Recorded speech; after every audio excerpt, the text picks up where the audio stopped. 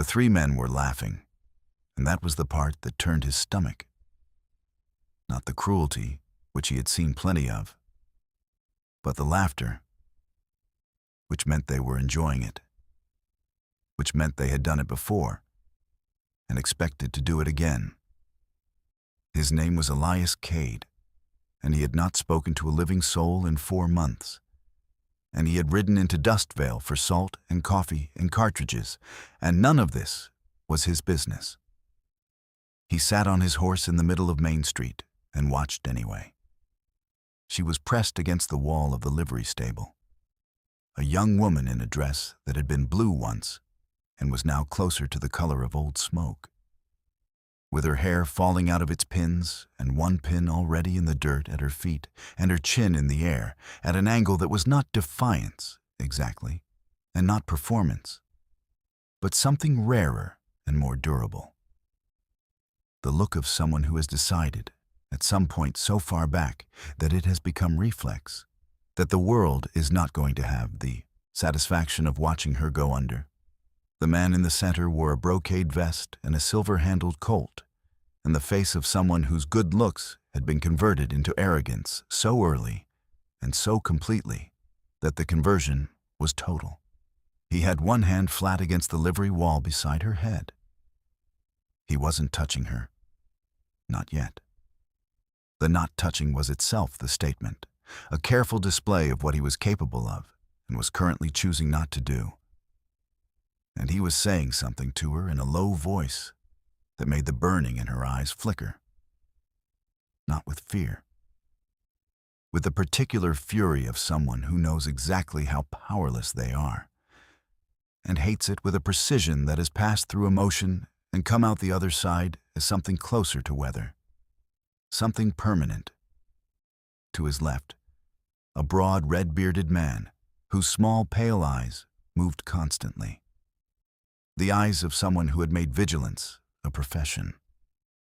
To his right, a boy barely 19 with a laugh that came out of him in high, wet bursts, the kind of laugh that belonged to someone who had never once considered whose expense it was at.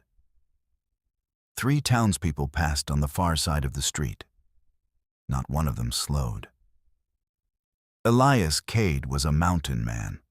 4 years in the high Rockies, 9,000 feet.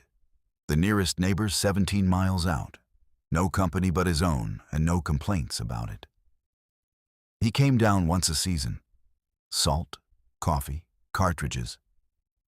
20 minutes in Dustveil and back onto the road before the town had time to leave any of itself on him. He was 6 feet 4 inches of weathered bone and iron cord muscle, wearing a coat made from a bear he had killed with a knife because his rifle had jammed at the worst possible moment. He had a jaw that looked like it had been cut from the same granite as the peaks he lived among, and eyes the gray-green of a river just before the storm breaks over it, and the particular quality of stillness that belongs to things which have made their peace with being dangerous. His horse, a brown quarter horse he called Judah, had planted all 4 hooves and refused to move. He did not spur her. He had learned years ago that Judah was smarter than most people about what deserved attention. He sat in the saddle for 4 seconds. He counted them. Not because he needed time to decide.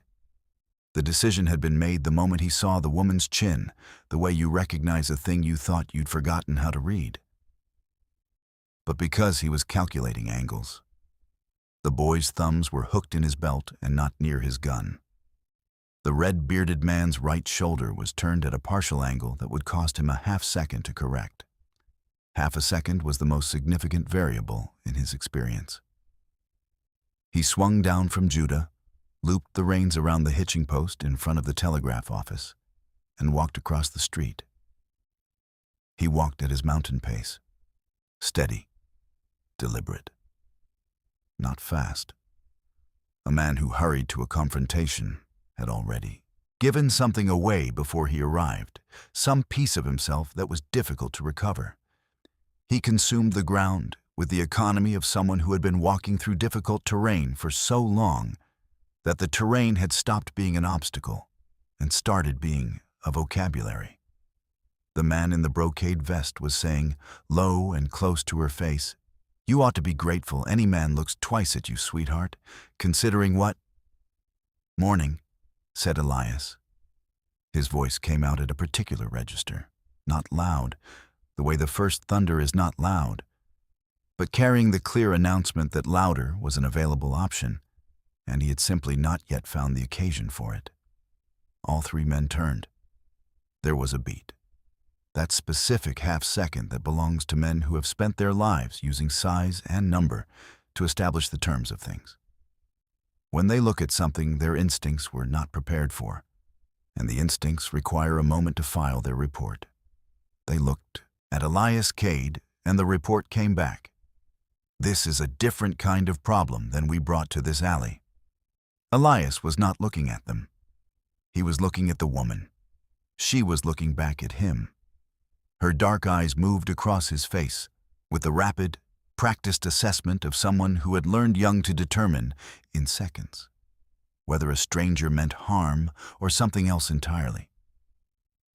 He held her gaze long enough for that calculation to complete. Then he turned his eyes to the man in the vest. "You're done here," he said. Not a request, not a warning. A fact delivered in the tone a man uses when he is reporting something that has already occurred and is simply being documented. The man in the vest recovered his smile and recalibrated it downward from charm to something colder. He opened his mouth. To his left, the red-bearded man's hand began to move toward his hip. Elias turned only his head, not his shoulders, not his body. Just his head, slow and deliberate, until his eyes found the moving hand and rested there. The hand stopped. In the silence that followed, something was understood between the mountain man and the red-bearded man that required no words and used none. It was the language of two people when one of them has been somewhere the other hasn't, and both of them know it. "I think," the man in the vest said pleasantly, measuring every word, "that you might be making a mistake." "I heard the conversation," Elias said. "It's over." The silence settled over the alley mouth like a held breath. Somewhere in Dustveil, a door slammed. A dog barked twice and stopped. The silence came back, heavier for the interruption. The man in the brocade vest, Dutch Carver, though Elias would not know the name until evening, looked at the mountain man the way a man looks at a cliff face when he is searching for a handhold and finding none. He had the colt and two men, and was confident in all three. But there was something in Elias Cade's stillness, the absolute absence of performance, of threat display, of any of the theater men normally used to negotiate these arrangements, that reached past the arithmetic of those advantages and touched something older and more honest. The part of Dutch that had kept him alive this long by recognizing, reliably, the hills that were not worth dying on. He pulled his hand from the wall, straightened his vest, gave the woman one last, slow, deliberate, comprehensive look. Leisurely, as though he had all the time in the world, a final small act of ownership in retreat, the only thing he could carry with him to make the retreat feel voluntary, and walked away. The red-bearded man followed. The boy laughed his wrong laugh and hurried after. Elias watched them turn the corner at the far end of the street. Then he turned to the woman. She was still against the wall, still with the chin up, but now that the pressure had released, he could see what the chin-up was holding. In place, not fear, still not fear, but something he recognized as grief's quiet cousin. The feeling of having absorbed a humiliation you could not fight, from something you could not escape, knowing it would happen again. "You all right?" he said. She looked at him for a long moment. "I didn't need rescuing," she said. Her voice was steadier than it had any right to be, and she had made it that way on purpose, and it had cost her something to do it. He looked at the hairpin in the dirt at her feet. He bent, picked it up, held it toward her. "I know," he said, "but you've got an audience now and your hair's falling." Something moved across her face, quick as a cloud shadow on open ground, entirely real, retrieved before she could decide whether she'd meant to show it. She took the pin from his hand without letting her fingers touch his. "Nora Voss," she said. "Not gratitude. Declaration. I have a name. You are going to know it. Knowing it is going to mean something because I am still here and I intend to keep being here. Elias Cade. You live here?" "No." "Passing through?" "Yes." She studied him again with those dark, reading eyes, the look that took account of everything and excused nothing. "Then pass through," she said. "Dutch Carver doesn't forget faces." "Neither do I," Elias said. He touched his hat and walked toward Harlow's general store. He had his salt and his coffee and his cartridges by 9:30. He stood beside Judah with his boot in the stirrup and told himself with genuine conviction that he was leaving. He had a mountain to get back to, a winter to prepare for, a life that had taken 4 years to build precisely without room for complications. He put his boot in the stirrup. He told Judah to move. Judah, who was smarter than most people about what deserved attention and who had in 4 years been wrong about this exactly never, did not move. From the narrow alley beside the Copper Kettle Saloon came a sound, not a scream, something quieter than a scream and therefore worse. The sound of someone who had learned that screaming changed nothing and had adjusted their expectations accordingly. Elias Cade took his boot out of the stirrup. If that opening already has its hooks in you, hit like right now. It means more than you know. Drop a comment and tell me where in the world you're watching from tonight. We have viewers from New York to London to Los Angeles, and I read every single one. Subscribe if you haven't already, because we drop stories like this every Wednesday and Saturday. Don't go anywhere. What's in that alley is going. The old man's apron had been white that morning. It wasn't white anymore. Bernard Voss was slumped against the wall of the Copper Kettle's alley, with his arms wrapped around his ribs in the way of someone whose insides had been moved to arrangements they hadn't started the day in, and his lip was split and bleeding, and around him lay the broken remnants of a crate of bottles that had hit the ground before he did, or at the same time. It was hard to tell which. Nora was on her knees beside him, her hands on his face, tilting his head toward the thin strip of light the alley allowed. "Papa, look at me. Are your eyes tracking?" The old man found her face. He had the complexion of someone for whom being knocked around had, through sheer repetition, lost most of its power to surprise. And he used that complexion now, deploying it like armor, pulling his face into something that was meant to read as fine and came close enough to almost work. "I'm all right, Nora girl," he said. "Just lost my footing is all." "You didn't lose your footing," she said, flat as stone, certain as arithmetic. She heard Elias's boots on the packed dirt before she turned. "It's all right, Papa," she said without looking back. "He's not with them." Bernard Voss adjusted his assessment of the large shadow in the alley mouth from threat to provisional tolerance, which was, Elias would come to understand, the best a stranger could expect from a man who had been hurt too many times to offer more on short acquaintance. Elias crouched beside him, set his palm flat against the old man's ribs on the left side, gentle as testing the thickness of river ice. "Breathe in slow," he said. Bernard breathed, winced, breathed deeper. "Cracked, not broken. You'll want to wrap them." Both pupils, both tracking. Head. Ringing, Bernard admitted, with the specific reluctance of a man who considered the admission a form of defeat. It passes. He got Bernard upright, the old man accepting the assistance the way a man accepts rain, as a condition of the world rather than a service rendered. And they got him settled in the kitchen of the copper kettle, which was low-ceilinged and warm and smelled of rendered lard and beans, and the particular accumulated comfort of a space where someone cooked with genuine care, with genuine attention, and had for some time. Elias sat at the kitchen table. He did not ask questions. He had learned, in 4 years of a life that was almost entirely silence, that questions were often unnecessary, that into a properly held silence, the things that needed saying would pour themselves, if you were patient enough not to interrupt.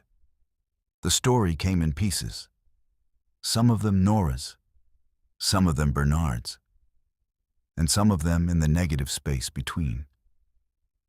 In the moments where Nora changed the subject with a swiftness that was itself a form of testimony, where Bernard's eyes went somewhere that the kitchen wasn't and came back older. Bernard and Nora Voss had come to Dustveil from a town called Ridgecross 8 months ago, driven out by a land dispute won against the wrong man, won fairly, and therefore unforgivably. In Dustveil they had arrived in late summer with almost nothing. And Dutch Carver had been there with money and a smile. And the credit he extended had been engineered with the careful, patient malice of a man who understood money not as exchange but as architecture, as a structure built not to be repaid, but to hold its occupants in permanent, precise insufficiency.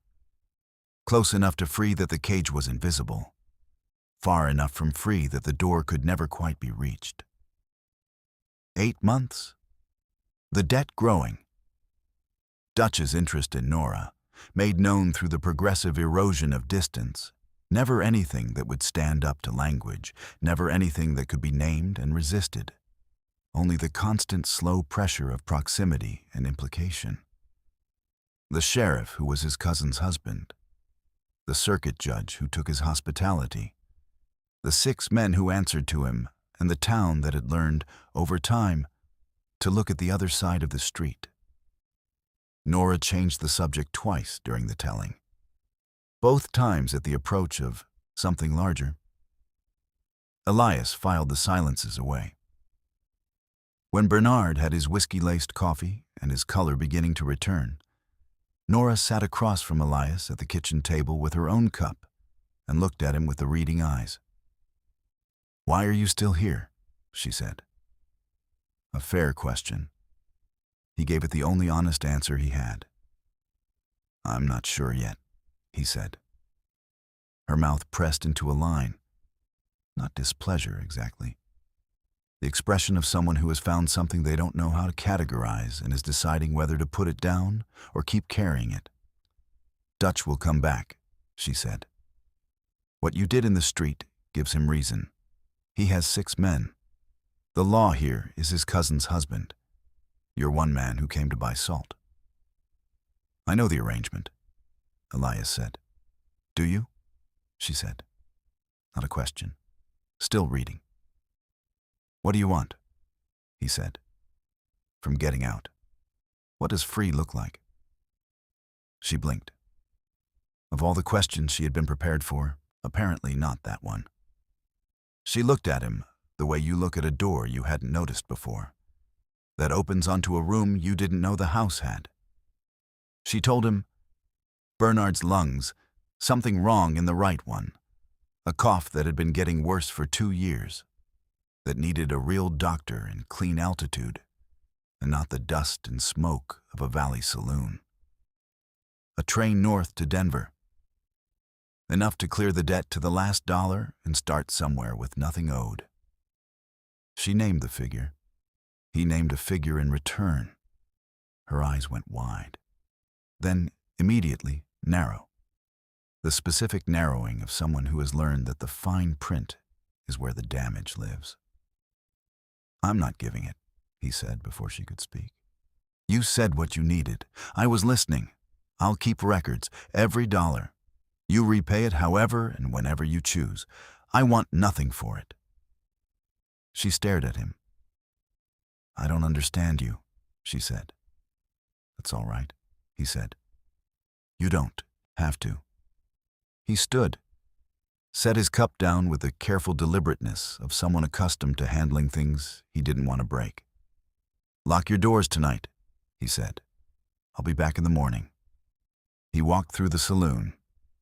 Dutch Carver was at his corner table with bourbon and two men, and the patient smile of someone who was accustomed to winning eventually and considered eventually sufficient. He watched Elias cross the floor, said nothing.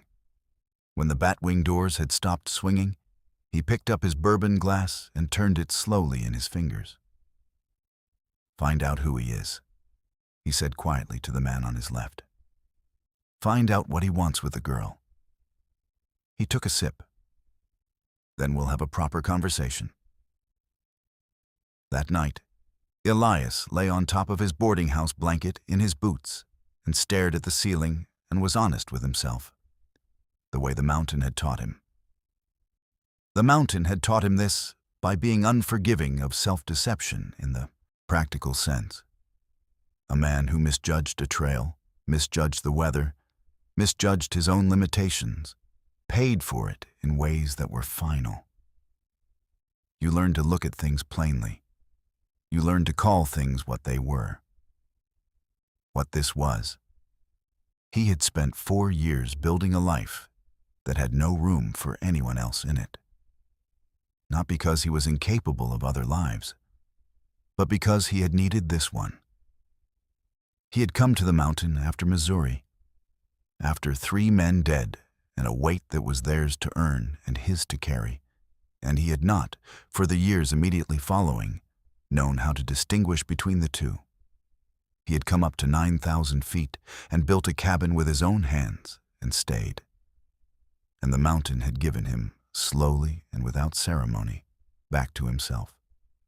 But there was a difference between chosen solitude and permanent exile. And he had been living close enough to that line for long enough that he had stopped checking which side of it he was on. He had recognized something in Nora Voss. Not just the burning coal of her, though that was real. The thing that the world had been reaching for and had not been able to touch. Something else. Something in the way she had said her own name. I have a name, and you are going to know it. As though the saying of it were an act of resistance. As though being known were itself a kind of survival. He had not seen that in a person for a long time. He had barely recognized it when he did. He was asleep by 9 and awake at 4, to the sound of boots on the boardwalk outside his room.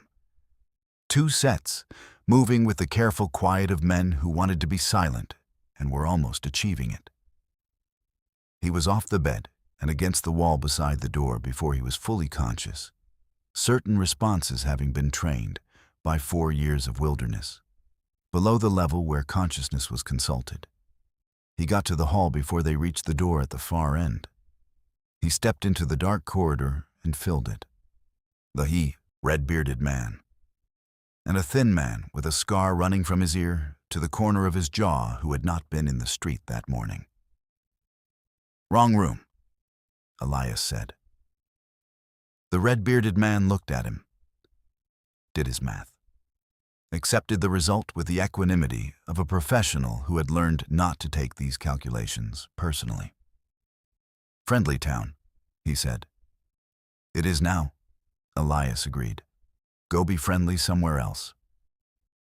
5 seconds of silence that were actually a conversation.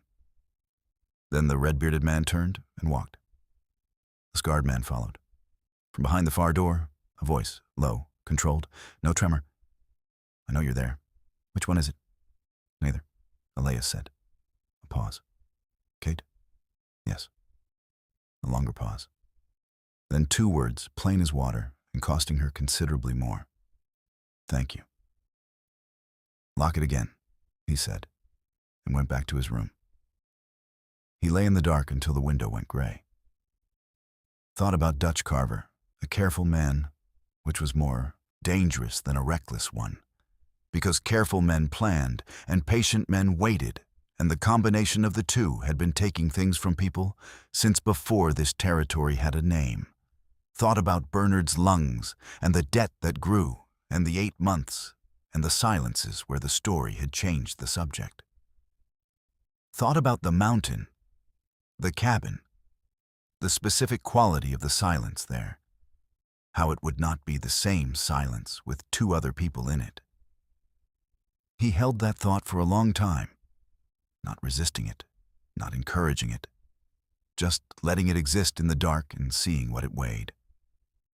At 5 in the morning, he got up, washed his face, and went to find Bernard Voss. He put the proposal plainly: the mountain, the cabin, the clean air. The debt settled in full and recorded to the last dollar. Dutch Carver's reach had limits, and 9,000 feet was past them. He asked for nothing in return, and said so with a kind of plainness that left no room for reinterpretation. Bernard listened for 4 full minutes, which Nora would later say was 4 minutes longer than her father had ever listened to anyone in recorded history, and then looked across the kitchen at his daughter.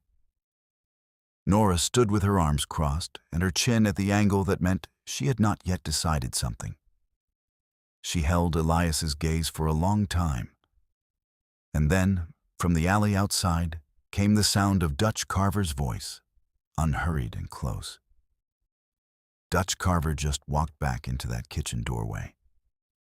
If you're locked in, like this video, subscribe, and drop 1 word in the comments about how you feel right now. Just 1 word. I read every single one. Wednesday and Saturday, every week, Stories built Dutch Carver stood in the alley doorway with his hands in his vest pockets and his patient smile, and looked at the 3 people in his kitchen as though he owned them. Which, by his accounting, he more or less did. "Bernard," he said pleasantly, "I've been looking for you." Bernard Voss straightened in his chair. The ribs made him pay for it, but he straightened anyway, because Bernard Voss did not, as a matter of principle, allow himself to be caught sitting in the presence of men who were trying to diminish him. It was one of the things that had cost him his entire life, and that he could not have changed, even if you showed him the bill. "Mr. Carver," he said, with the specific dignity of a man who has nothing but his dignity left and has decided, at the end of everything, that it is enough. Dutch's eyes moved to Elias, sitting at the kitchen table. Something recalculated behind the smile. "I don't believe I caught your name," Dutch said. "Elias Cade." "Mr. Cade, I don't recall seeing you in Dustveil before." "I come through once a season," Elias said. "Salt, coffee, cartridges." "And this season," Dutch said. "You've added interfering in other men's business to the list." "I have," Elias agreed. A silence. Dutch looked at him the way a man looks at something he has not yet determined whether to step around or step over. "Nora," he said, without looking at her, "I believe we have matters to discuss." "We don't," Nora said. Dutch smiled. "The debt will be settled," Elias said. "In full, principal and interest, calculated to the dollar. I'll have the amount to you by tomorrow through Chester Harlow." The smile stayed on Dutch's face. Behind it, something went very still. "I see," he said. "I expect you do," Elias said. Dutch looked at him for a long time. Then he looked at Nora. His smile shifted into something that was not quite a smile anymore. Something that was the shape of a smile, but had the temperature of a threat. "Well," he said, "this is a generous town." He touched his hat. "I'll see you soon, Nora." He left. The kitchen was quiet for a moment. Bernard let out a long, carefully, controlled breath. Nora was looking at the doorway Dutch had left through. Elias was watching her face. "We leave tomorrow," he said. Nora turned to look at him. Whatever the decision had been that was forming behind her eyes, it was complete now. She uncrossed her arms. "Before first light," she said. It was not agreement.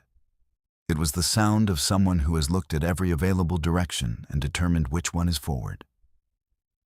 They were gone from Dustveil at 5:45 in the morning, before the town properly woke. Elias had arranged a second horse through Harlow the night before, a solid gray mare with a calm eye and a name, Patience, that was apparently self-explanatory to anyone who had spent time with her. Bernard rode Patience. Nora rode behind Elias on Judah, which she accepted with the minimum of visible reluctance, her hands on her own thighs, her balance exact, never asking for more than the horse's gait required. At the north end of town, in the shadow of Flint's livery stable, the thin man with the scar from his ear to his jaw watched them pass. Neither Nora nor Elias saw him turn and walk quickly toward the copper kettle. The mountains were ahead of them, pale in the first light, and neither of them looked back.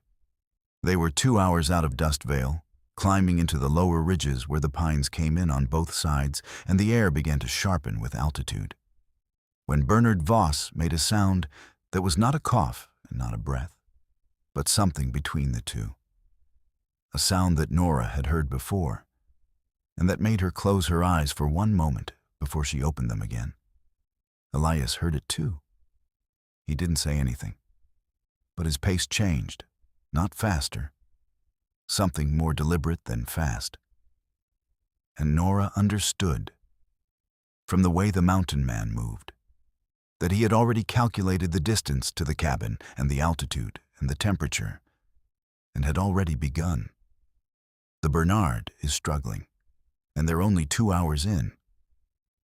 If this story has its hand around your heart already, hit like and share. Share it with someone who loves a story that earns everything it asks for. Subscribe and drop your location in the comments. Where are you watching from tonight? Let's hear he didn't die. That needed saying because the sound he'd made in the second hour had been the kind of sound that made everything afterward feel like borrowed time. And borrowed time had a quality to it, a heightened, almost painful clarity, that the three of them carried for the rest of the first day, without speaking of it. Bernard rode. He rode with the careful, deliberate economy of a man who has learned that pain is manageable if you don't argue with it, and who is too stubborn to let anyone know how bad it has gotten. He said nothing about the sound he had made. He did not look at Nora when she looked at him. This was, Elias would come to understand, very Bernard Voss. The man's pride was not ordinary pride, not the thin, performative kind that wanted audiences and acknowledgement. It was something structural, load-bearing, built into the foundation of who he was in a way that had protected him and cost him in equal and inseparable measure. It was the pride that had made him fight the land dispute in Ridgecross when a less proud man would have let it go. It was the pride that had gotten him run out of 2 towns. It was the pride that had kept him upright every morning of a life that had not, by any objective measure, gone the way he had intended. It was, Nora would say later, the most Bernard thing about him. It was also the most dangerous. By early afternoon, they were above the worst of the valley heat, climbing through switchbacks where the pines pressed close and the light fell in columns through the canopy, and the air had the thin, honest clarity of altitude. The kind of air that felt, the first time you breathed it deep, like the world had made you a present. Bernard breathed it. He breathed it carefully, testing it the way a man tests a floor he suspects might not hold him. Then he breathed it again, less carefully. Then again, And gradually, over the course of an hour in which no one said anything about it, his color began to come back. Not all of it. Not yet. But enough. He began to talk. This was also, Elias would come to understand. Very Bernard Voss. He talked about Ohio before the war. About a wife who had been a school teacher and who had died of fever when Nora was 11. And who had been, he said this plainly, without self-pity, as a fact of geology, the better of the two of them, in all the ways that mattered, and several that didn't. About a land grant in Kansas, and a dishonest surveyor and a county clerk with a gambling problem. About Ridgecross. About the man with money and connections, and the specific, systematic way that money and connections could dismantle a life when they decided to. He talked the way old men talk who have made their peace with the inventory of their losses, not to grieve them, but to witness them. This happened, and this, and this, and I am still here. The still here itself, a small daily argument against the world's capacity to finish you. Elias listened. Nora sat behind him on Judah, and neither added to what her father said nor contradicted it. But every time Bernard spoke of her directly, her stubbornness, her sharpness, the way she had taken care of everything and everyone since she was 11 years old, and called it something other than what it was. Something moved across her face, quick and unguarded. The expression of someone being seen and loved without agenda by someone who had earned the right and who still didn't quite know, even now, after all these years, what to do when it arrived. She sat behind Elias the full first day, without touching him any more than Judah's motion required. Once, when the trail narrowed around a switchback and the horse stepped suddenly over a loose stone, her hands came forward and gripped the back of his coat. They released immediately. Neither of them said anything. They rode on. Camp that first night was at the tree line, where a spring came cold and fast from the rock, and the deadfall was reliable. Elias built the fire with the economical precision of 10,000 previous fires. Not too big, not too small. Positioned against the rock face behind it to hold the heat inward, where it was useful. He made coffee and heated beans and flatbread. Bernard ate well and was asleep within the hour, wrapped in the blanket Elias placed beside him without offering it. Some things you didn't offer. You simply put them where they needed to be. Nora stayed awake. She sat with her knees drawn up and her coffee cup in both hands and looked at the fire. And Elias sat across from her and let the silence be what it was. The mountains above them going from purple to black.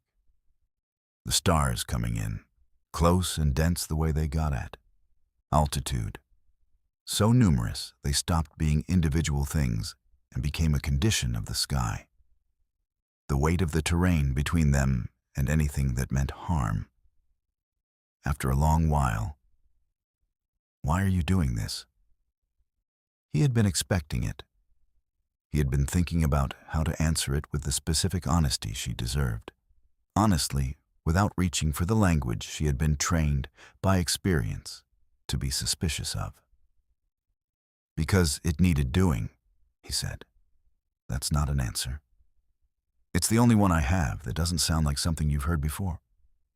"Try," she said. He watched the fire.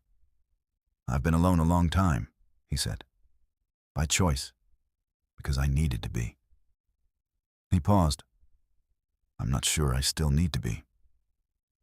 She held that carefully, checking it from angles, the way she checked everything. "So we're the experiment," she said, naming it plainly, not bitterly, the way she named everything. "No," he said. "You were in trouble. That came first. The rest." He stopped. "I'd rather say nothing than say the wrong thing." She was quiet for a while, then quietly, I've had a lot of men say the right thing, she said. It's not as useful as you'd think. I know, he said. She looked at him. The thorough reading, the one that took account of everything and excused nothing and had been right, over 30 years, in ways that had been both her gift and her wound. I believe you, she said, and then seemed, briefly, to surprise herself. The second day took them off the trail entirely, into country that existed only in Elias's body, in the tilt of his head against the ridgelines, in the adjustments he made on uncertain terrain without breaking stride, in the configuration of rock and tree and water that he had memorized over 4 years, the way a man memorizes a place he loves. He moved through it the way a man moves through his house in the dark. Certain, unhurried, at home, Nora watched him. She watched the way the mountain received him rather than resisting him, the way he moved through it, not as though he were navigating it, but as though he and it had an arrangement. She had a look for watching things she was trying to understand, contained, focused, entirely present. And she used it on him with the same seriousness she used it on everything else that mattered. When the cabin came into view through the trees, she stopped walking. It sat in a clearing on the south face of the ridge, sheltered from the north wind by a stand of ancient spruce, and it had been built with the attention to permanence and proportion of someone who had intended to live in it for the rest of his life, and had wanted it to deserve that. Tight-fitted logs chinked without gaps, a roof with a proper pitch and a generous overhang, straight porch posts, 2 windows on the front wall that caught the late afternoon sun and threw amber light across the porch boards. Below the cabin, the meadow fell away to a view of 4 mountain ranges receding into blue distance. Above it, the peak rose another 1,000 feet into a sky that had no ceiling.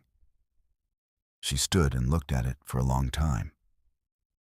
Then she said, very quietly, so quietly that Elias almost didn't hear it, and would not have heard it if the mountain hadn't been the mountain, the thing he would carry for the rest of his life. It looks like something a person built for keeps. He was still for a moment. That was the intention, he said. He looked at her face.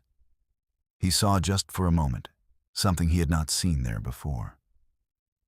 Not the burning cold defiance, not the careful assessment, not the composure that was her armor and her gift and the thing that had gotten her this far. Something that, in a less complicated face, you might have simply called wonder. In her face, it looked like this: the discovery that such a thing was still possible.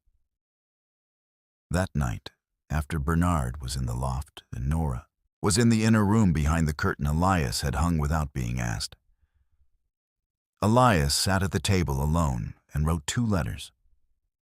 The first was to Chester Harlow, with the amount of the debt in full and instructions on delivery. The second was to a woman in St. Joseph, Missouri. He had owed her that letter for 4 years. He had written the first 3 words of it a dozen times and gotten no further. Tonight, he wrote the whole of it, to the last word, and sealed it, and then set both envelopes on the table. Then he sat in the quiet of the cabin for a long time, listening to the mountain and to the sound of the 2 people sleeping inside it, and tried to understand what it was he was feeling. This unfamiliar weight in his chest that was not grief and was not fear, but that had something of both in it, and something else besides. Elias sat alone in that cabin and felt something he'd forgotten how to name. If this story is doing the same thing to you, like this video right now, and tell me in the comments, what do you think he was feeling? I want to know your answer. Subscribe if you're not yet. Wednesday and Saturday, every week. Share this with someone tonight. The first thing Bernard Voss did on the mountain was refuse help he needed, And the second thing he did was make a decision that nearly got them all killed. And between those two things was the entire shape of who he was. The first morning, when Elias had built the fire, and the coffee was boiling, and Bernard came down from the sleeping loft for breakfast. He came down wrong, too fast, his right hand not quite trusting the ladder rung, his ribs reminding him of their condition in a way that made him suck a breath and grip the uprights and stop halfway down for 3 full seconds. Elias moved to the base of the ladder. "I don't need help," Bernard said. "I know," Elias said, and stood there anyway. "I said I don't need it." "You also said you just lost your footing in that alley," Elias said mildly. "I've learned to interpret your assessments accordingly." From the inner room behind the curtain came a sound that might have been a woman suppressing a laugh, or might have been something else entirely. Bernard came down the rest of the ladder with the specific dignity of a man who is being helped without being able to admit it, which is its own kind of help and sometimes the only kind that works. He got to the bottom and stood straight and looked at Elias with an expression that contained, in equal measure, irritation and something that was, in its compressed and reluctant way, gratitude. "Breakfast smells decent," Bernard said. "Sit down," Elias said. Bernard sat down. The days settled into rhythms. Elias rose before light, built the fire, ran the trap line, returned with whatever the traps had given him, cleaned it in the yard, started breakfast. By the time Bernard came down from the loft, and Nora came through the curtain with her, hair loose around her shoulders and her face carrying the slight bewilderment of someone who woke each morning expecting to be somewhere else, and then remembered where she was. Breakfast was ready. He didn't present it, didn't announce it, didn't look for acknowledgement. He simply did it, the way he did every practical thing, with quiet competence and no theater. Nora noticed. She noticed with the specific attention of someone who had been disappointed enough times to keep meticulous, involuntary records of the distance between what men offered and what they delivered, who had learned that the offering was usually the easy part, and the delivery was where the character lived. She filed each morning away without comment. First morning, second, third, fourth. On the fourth morning, she came out while he was at the stove and said, "Show me how this place runs." He looked at her. "In case you're not here," she said. "I need to know how to run it myself." Something warm moved through him that he kept entirely off his face. "Before breakfast," he said. "Yes," she said. He showed her before breakfast, and every day after that, she learned something new. The trap line, the smokehouse, the way the spring ran in cold months, the particular vocabulary of the mountain sounds and what each one meant. She learned quickly. She asked precise questions. She made no unnecessary ones. On the 8th day, Elias found a bent branch at the lower trailhead and knew, from the direction of the bend, that it had been made by a man. He stood over it for a long time. He didn't tell Nora or Bernard. He needed one more day to think. On the trap line, walking in single file through the deep timber, the world reduced to the immediate and practical. She told him about herself. Not because she had decided to, because the walking and the trees and the particular privacy of being in motion created a space that rooms, with their implications of permanence, and judgment did not. Her mother, Ohio, 11 years old and the fever. And after that, the specific compound loneliness of being raised by a man who loved her completely and understood her imperfectly, and learning, in the space that left, to be sufficient unto herself. The man in Ridgecross. She told this quickly, with the flatness of someone who has decided the story will be told without emotion, because the emotion is still too large to approach at close range. A man who had been someone different from what he presented, who had made decisions for her as though she were furniture in his plans rather than a person with plans of her own. One of the reasons, she said, without elaborating on the others, that Ridgecross had become uninhabitable. 8 months in Dustveil, the debt's architecture, Dutch Carver's patience, which was not the patience of a man who was waiting, but of a man who was certain. Then she told him about the night 3 months ago. After closing, Dutch in the kitchen, her father there, and what had nearly happened, and the price that not having it happen had cost. She told this last part looking at the trail ahead of her. Voice level, pace unchanged. Elias walked. He didn't say, "I'm sorry." He didn't say, "You should have left." He didn't say, "You're safe now." He wasn't certain it was true, and he was not in the habit of promising what he couldn't guarantee. He was quiet for a moment. Then, "You kept your father safe." She stopped walking. He stopped and turned. She was looking at him with an expression he had not seen before. The expression of someone who has been carrying something very heavy for a very long time, and has not been in the habit of setting it down, and has been offered just now, not a hand taking the weight away, but something rarer and more accurate. A simple, clear, plain acknowledgement that the weight was real. That carrying it had cost something specific. That the carrying was an act of genuine courage that the world had not named correctly, because it had happened daily and quietly, and to a person who hadn't waited for an audience. "Yes," she said. "That matters," he said. She held his gaze for a long moment. Then she turned back to the trail and kept walking. That evening, when Bernard was in the loft and the fire had gone low and Elias was mending harness at the table, Nora came and sat across from him and placed her hand on the table between them. Palm down, fingers relaxed, not asking for anything. Just there. A bridge to the middle distance, an offering without terms. He looked at it for a moment. He placed his own hand on the table beside hers, close, not quite touching, and went back to the harness. They sat that way while the fire went to coals and Bernard's breathing drifted down from the loft, and the mountain held everything in its enormous, patient, permanent arms. 2 weeks later, Elias found the second sign. Fresher than the first, closer to the cabin. And that night he cleaned and loaded the Winchester and hung it within reach of the door. He told Nora the next morning. He watched her face while he did. She didn't go pale. She didn't ask how bad it was.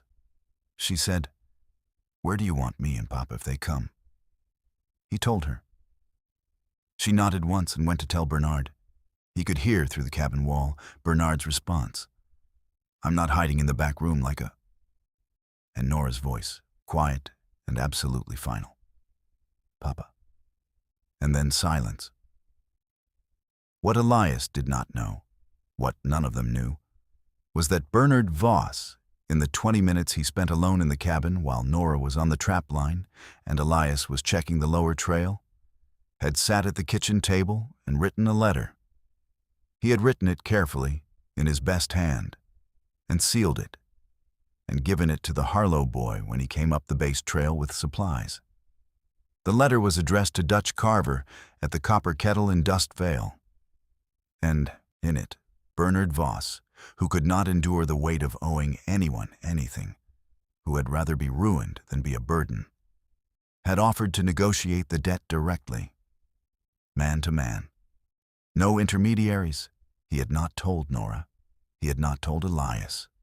He had simply, quietly, in the 20 minutes he had to himself, done the thing that his pride told him was right, and that everything else in the situation told him was catastrophically wrong. And Dutch Carver, reading that letter by lamplight in the copper kettle on a Thursday. Bernard just handed Dutch Carver a map to the mountain. If your jaw just dropped, like this video right now. This is the moment everything changes.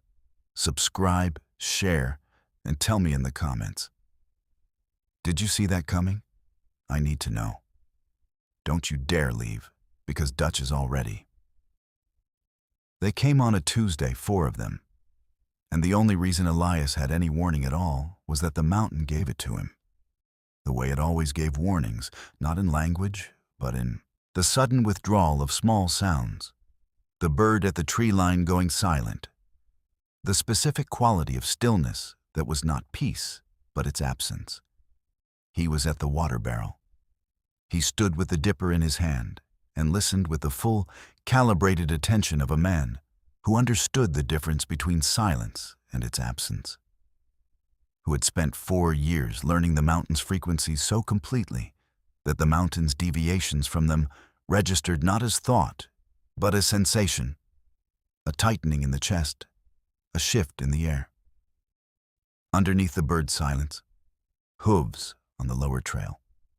4 sets, deliberate and unhurried, which meant confident. He set the dipper down.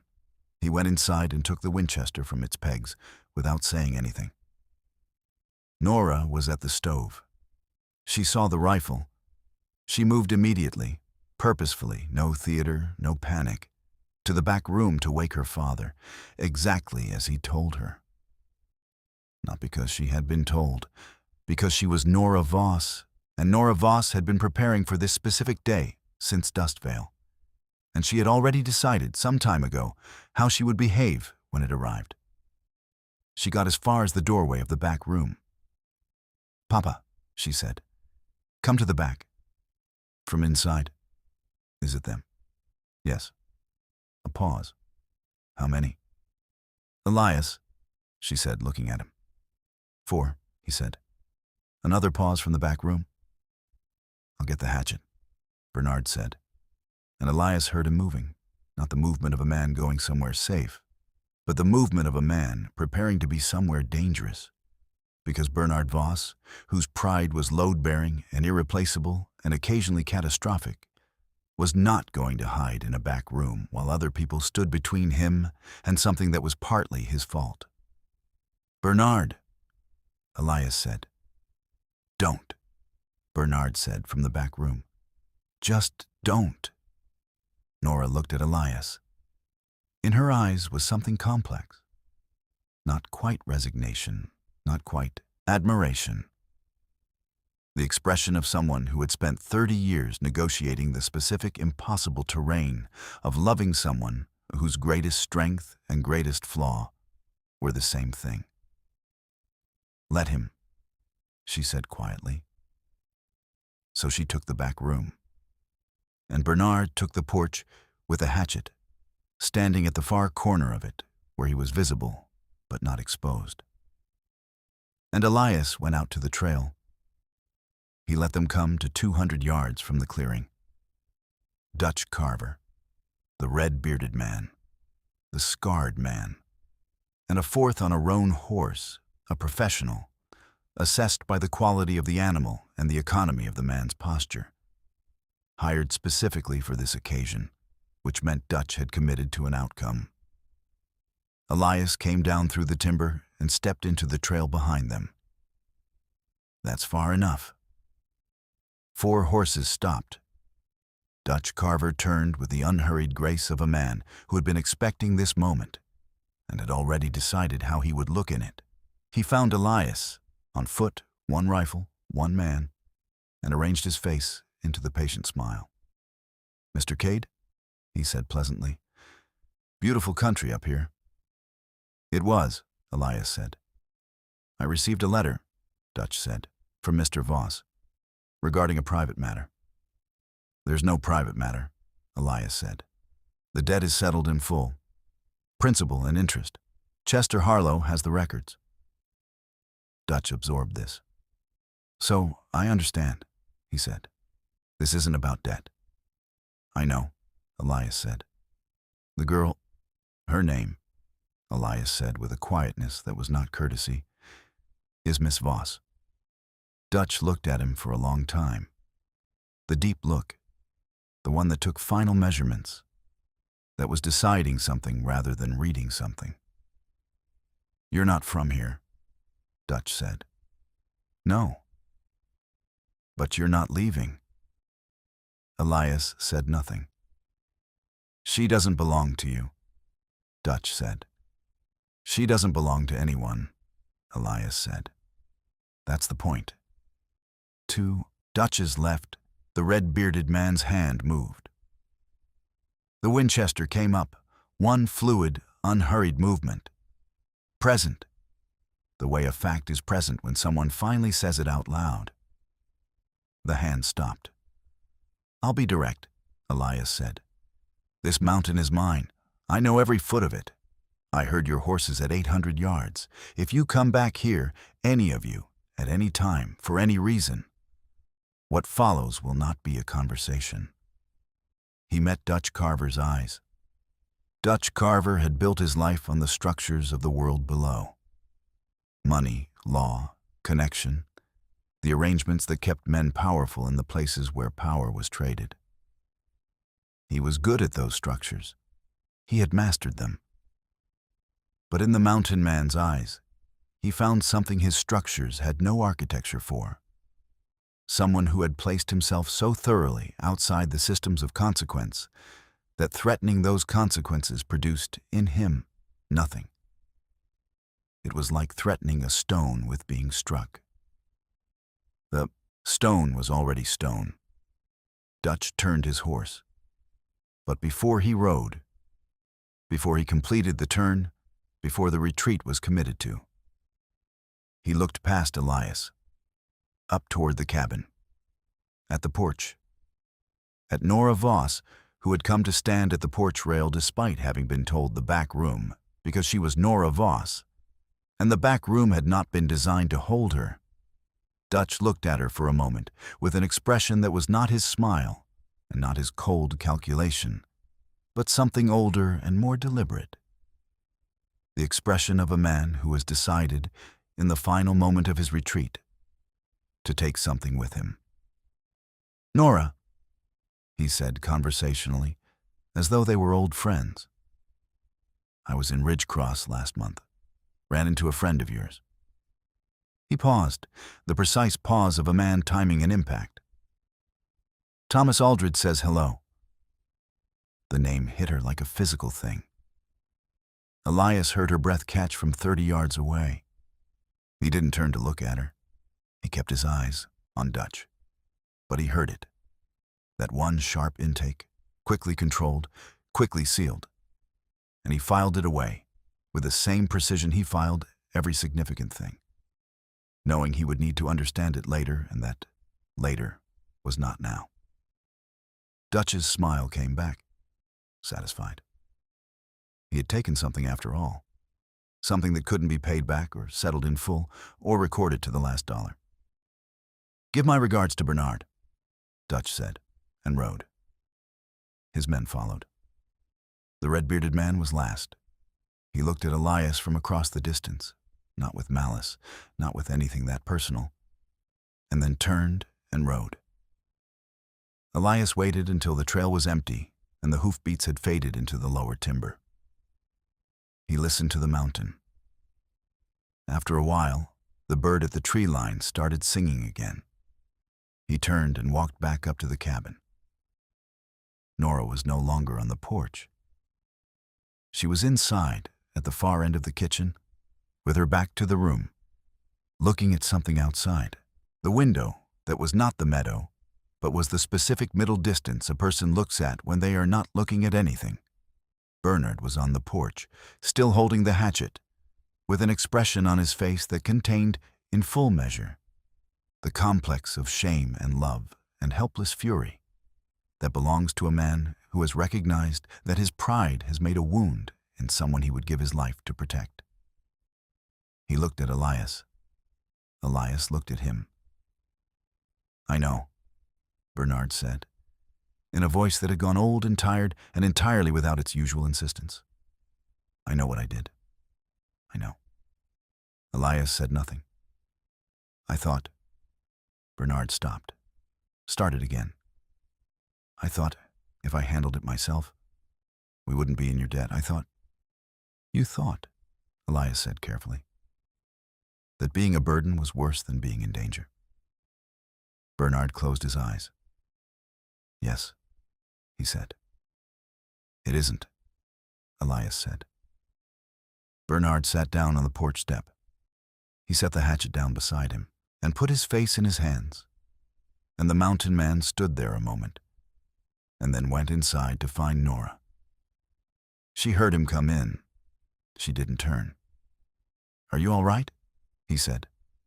Yes, she said, in the voice she used when the answer was not yes, but she was still deciding whether to say so. He stood in the kitchen for a moment. Thomas Aldred, he said, from Ridgecross. She was quiet. You don't have to tell me, he said.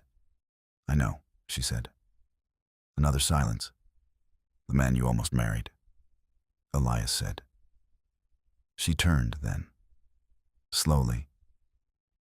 She looked at him with an expression he had not seen on her before and could not immediately name. It took him a moment to understand that it was the expression of someone who had been the keeper of a private wound for so long that having it named out loud, casually, without cruelty, by someone who was not the person who inflicted it, had a quality to it that was neither relief nor pain, but something that contained both and was bigger than either. He made decisions for me, she said carefully. As though I were... She stopped. As though my life were a set of arrangements he was managing. Elias was quiet. Dutch knew, she said. Somehow Dutch knew about him, and she looked back at the window. He used it. Yes, Elias said. In front of you, she said, very quietly. He understood then.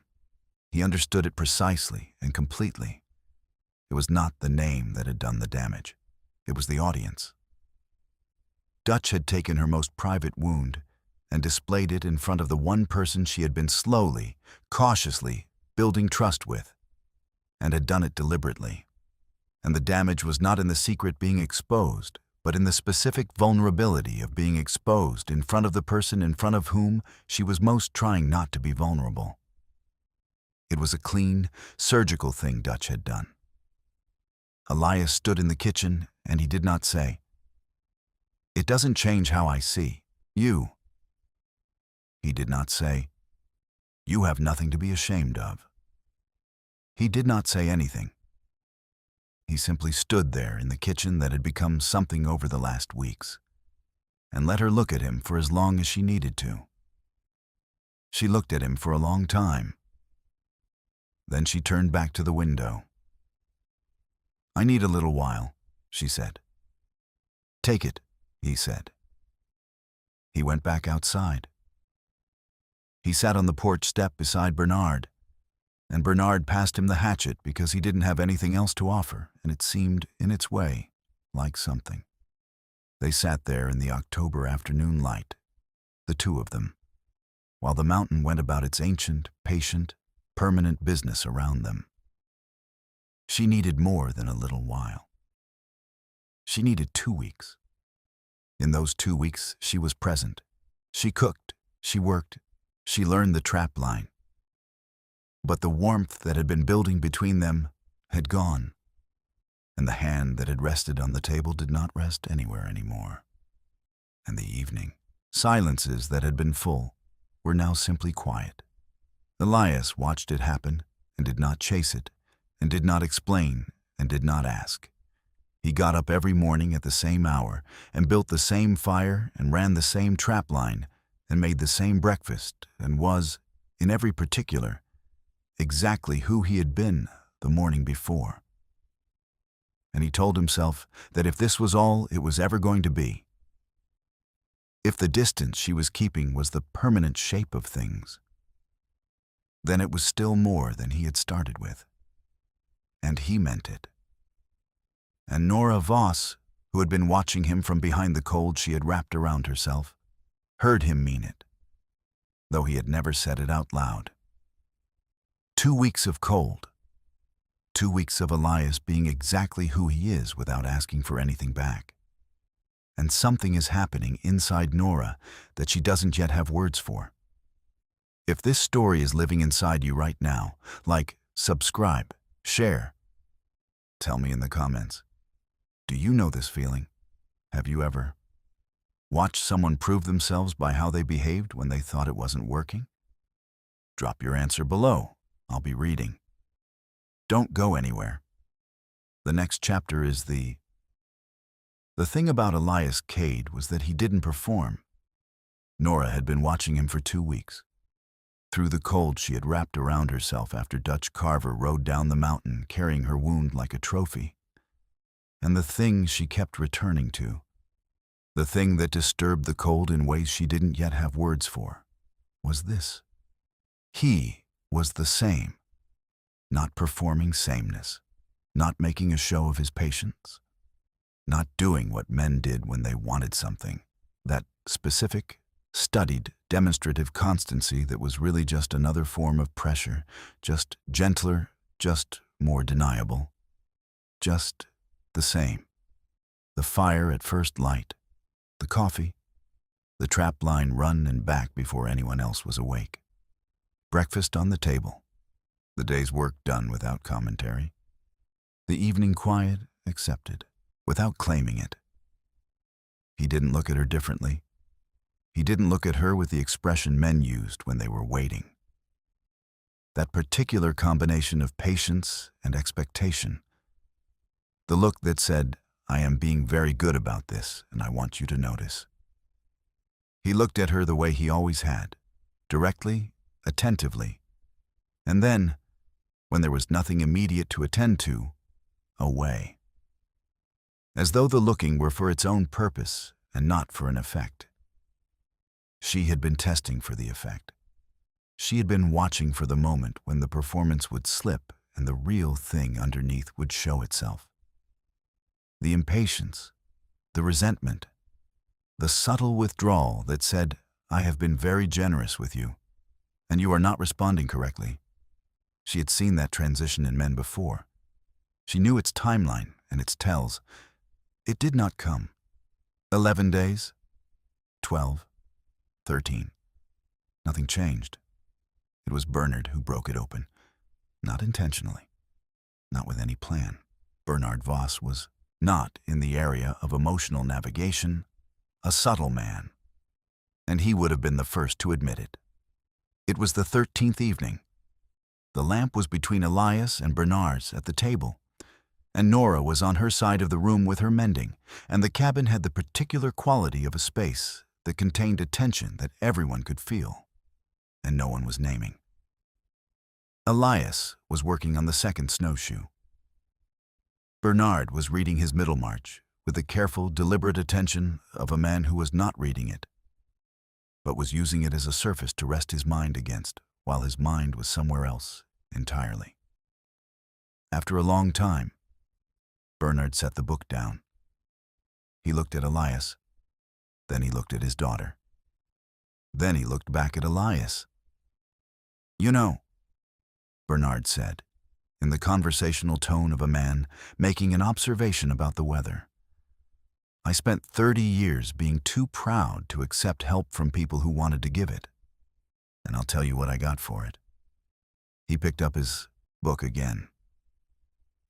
2 towns that didn't want me and a debt I couldn't pay, and a daughter who's been carrying the weight of my dignity since she was 11 years old. Nobody said anything. Bernard opened his book. I'm just saying, he said to the page. The fire settled in the stove. Outside, the mountain held its enormous silence. Nora's mending was still in her hands. She wasn't looking at it. Slowly, and Elias did not watch this, he kept his eyes on the rawhide in his hands, because she deserved the privacy of the moment. She set the mending in her lap. She was quiet for a long time. Then she said, I owe you an explanation. You don't, Elias said. Let me give it anyway, she said. He set the snowshoe down. She looked at him. Thomas Aldred, she said. The man in Ridgecross. He seemed at first like someone who wanted good things for me, who made plans that included me. She paused, but the plans were his. I was in them, the way furniture is in a room, present, accounted for, arranged according to someone else's vision. She looked down at her hands. When Dutch said his name, in front of you, she stopped. You thought, Elias said carefully, that I would see you the way Aldred saw you. She looked up. I thought, she said, that you would see the woman from Ridgecross instead of... She stopped again. Started again. Instead of whoever I've been becoming up here. The lamp burned steadily between them. From the loft, Bernard's page turned. The careful, tactful turn of a man who was present and making every effort to be absent. Elias was quiet for a moment. I don't know who the woman from Ridgecross is, he said.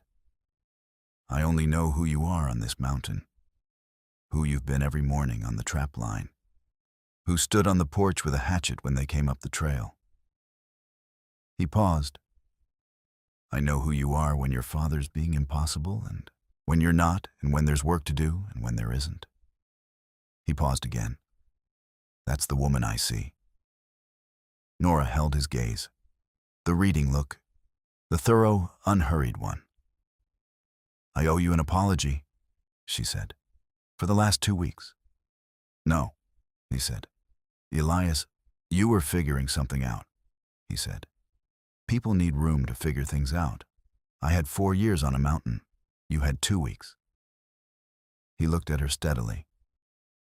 You don't owe me an apology for that. Bernard's page turned again, with the elaborate nonchalance of a man who was absolutely not listening. Nora looked at Elias for a long time. Then she reached across the table and placed her palm flat on the back of his hand. The same gesture, the same offering, but different now in the way that everything is different after you've lost something and chosen to reach for it again.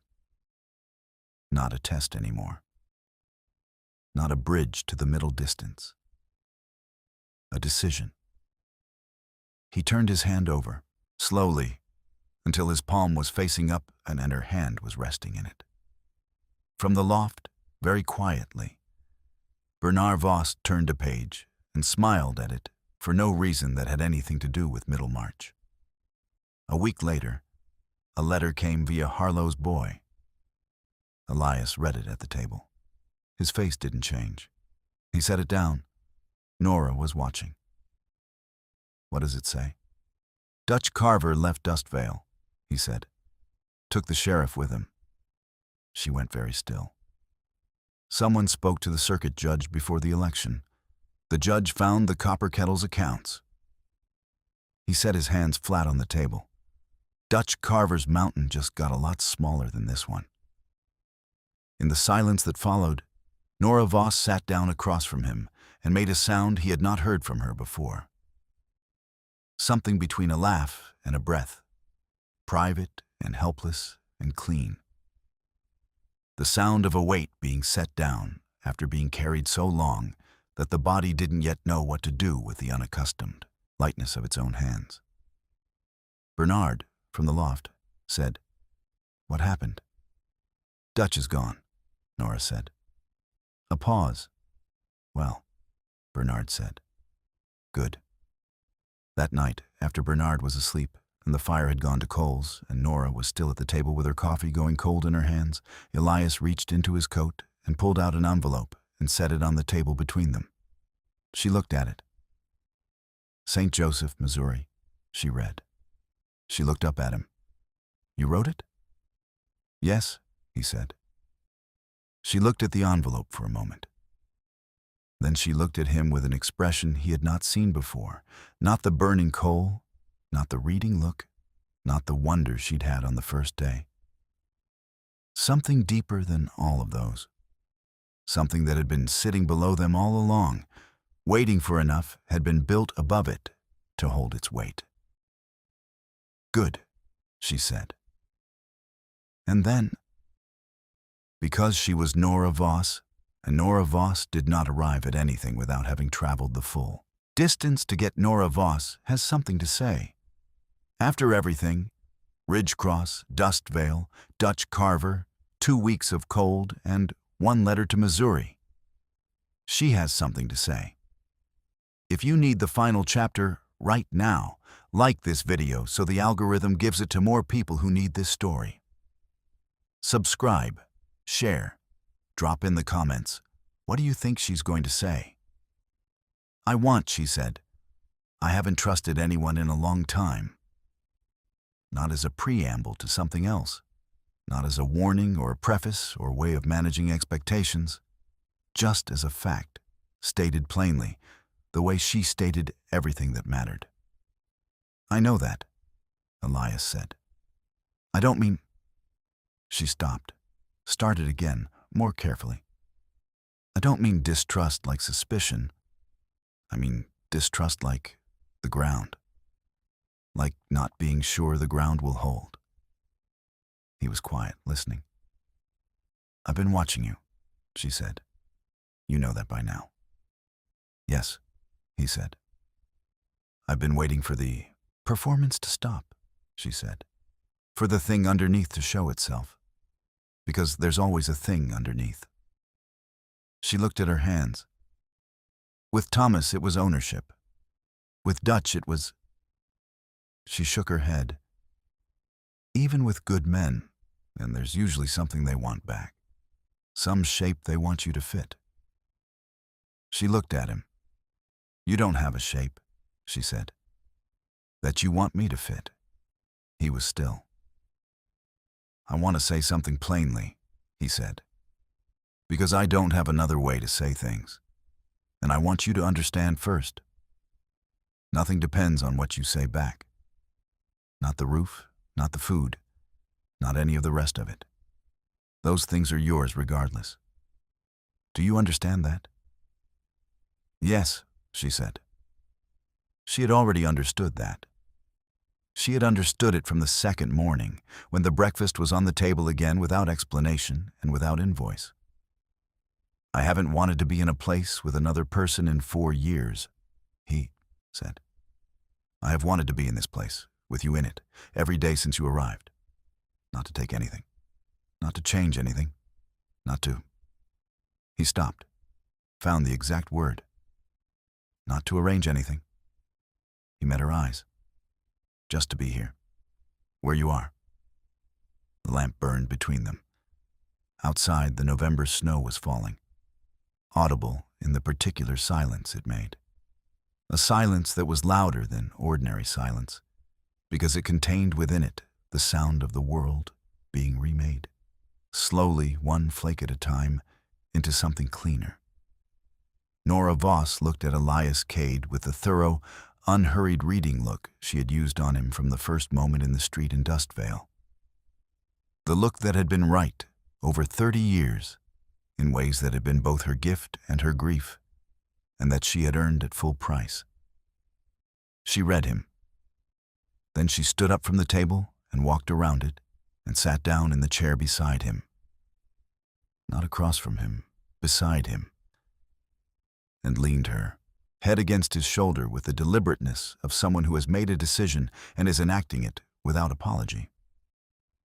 He went very still. She said quietly, I know. I've been watching. His hand came up slowly and rested against her hair. The fire ticked in the stove. Bernard's breathing moved in the loft above them, steady and deep, the breathing of a man whose lungs had found their altitude. The snow fell. The mountain held. Winter came to Dustveil fully in December and to the cabin already, and Bernard Voss, who had arrived at 9,000 feet with cracked ribs and lungs that rattled and the accumulated damage of 8 months of valley smoke and fear, began, with the mountain-specific, unsentimental patience, to be well. It came on slowly. The cough that had been 5 or 6 times in a row became 3 times, then 2, then once, then something he cleared in the morning and forgot by noon. The color came back to his face, his appetite returned. He began to take short walks in the snow, then longer ones. Then came back from them, ruddy and pleased with himself in the way of a man reclaiming a territory that had been taken from him. He read his Middlemarch twice through and started a 3rd time. And when Elias asked him once, mildly, if it got better the 3rd time, Bernard said, "Everything does, if you're paying attention," and went back to reading it. He was, in the way of his kind, impossible and irreplaceable, and entirely himself. On an evening in December, Elias said, "I need to tell you something about Missouri." She turned from the window. He told her about the war, about the 3 men in the town and the weight that had been theirs to earn and his to carry, and how he had not, for years, known how to distinguish between the two. He told her about his brother, who had died in the wrong field in the wrong month of a war that was already functionally over. He told her about the woman in St. Joseph, his brother's wife, Eleanor, and the letter he had taken 4 years to write and sent 2 weeks ago, and had not yet received a reply to. He told her all of it, without self-pity and without omission, the way she had told him her own story on the trap line, looking at the middle distance. When he finished, she was quiet for a moment. Then she said, "Thank you." 2 words. He looked at her. "For telling me," she said. "The whole of it." He nodded. She crossed the room and picked up the mending she'd set aside. Sat back down. "She'll write back," Nora said, about Eleanor and St. Joseph, without looking up from the mending. He looked at her. "People do," she said. When the letter is real, Eleanor wrote back in February. It was a short letter, 4 sentences, and Elias read it at the table with the same still face he read everything, and then folded it carefully and put it in his coat. That evening, when the lamp was burning and the snow was coming down beyond the window, and Bernard was in the loft, Nora looked at him. "Was it?" "Yes," he said. "It was all right." She held his gaze for a moment. Then she reached across and put her hand on his arm, and he put his hand over hers. And they stayed that way, while the fire went about its business, and the mountain went about its business, and the silence between them was full of all the things that didn't need to be said, because they had both, by different and difficult routes, already arrived at the same place. Bernard Voss left for Denver on a Monday in April, when the snow was pulling back from the meadow, and the first green was pushing up in the dark earth at its edge. He stood at the base of the trail with his hat in his hands and looked at his daughter. And his daughter looked at him. And the thing between them was so large and so specific that it had no language adequate to it. So they said none of the things, and said all of them. He took her face in his hands. He looked at her for a long time. He said, "You look like your mother." She said, "Papa." He said, "The good parts." He let go, looked at Elias. "You'll take care of her." "She takes care of herself," Elias said. "I'll take care of the rest." Bernard studied him with the eyes of a man who had spent 60 years making assessments and had, in the last 6 months, made the most important one. Then he held out his hand, and Elias took it, and Bernard held it with both of his for a moment. The weight of a man handing something irreplaceable to someone he has decided deserves it, and let go. He mounted patience. He rode down the trail without looking back. Nora watched him until the trees took him. Then the trees were just trees. She stood in the meadow in the April morning, the peak above the cabin shedding its last winter white. The sky, the deep, specific blue of high altitude in spring. The 4 mountain ranges receding into a distance that had no end. And she was still for a long time. Elias stood beside her. He didn't say anything. She didn't say anything. The mountain said what it always said, in the language it had been using since before either of them existed. I am still here. I will be here. The things that were built to last, last. After a while, she turned and walked back up toward the cabin. Elias walked beside her. At the porch steps, she stopped, looked at the cabin, at the tight-fitted logs and the proper roof and the amber light already gathering in the 2 glass windows, and the straight porch posts and the meadow below and the peak above and the sky that had no ceiling. It looks like something a person built for keeps, she said. He looked at her. At this woman who had kept her chin up against a livery wall in a town full of people who looked away, who had kept her father alive through 8 months of a cage built to look like charity, who had ridden up a mountain with a stranger and learned the trap line before she trusted him, and stood on the porch with a hatchet when the worst came, and closed herself for 2 weeks, and came back through it on her own terms and in her own time, who had been bent so many times by the world that she had become, paradoxically, more herself. The way iron becomes harder under repeated heat and pressure. The way mountains become more themselves the longer the weather works on them. You said that the first day, he said. I know. She turned. In her eyes, the burning coal. Still there, always there. He would never stop being glad of it. And around it, in the wider country of her face, something that had been given room, over the long winter, to grow into what it had always been trying to become. I was right. He looked at her. Yes, he said. You were. She went up the porch steps and through the door. He followed. The door closed. Below the cabin, a meadowlark hit the note it had been practicing all morning and held it, clear and clean, carrying the way small things carry in thin mountain air where the distances are honest and nothing is wasted. The mountain went about its ancient, indifferent, permanent business. And inside the cabin that had been built for keeps, 2 people who had arrived at the same high ground by entirely different roads. One through 4 years of chosen solitude, one through a decade of fighting the world to a standstill.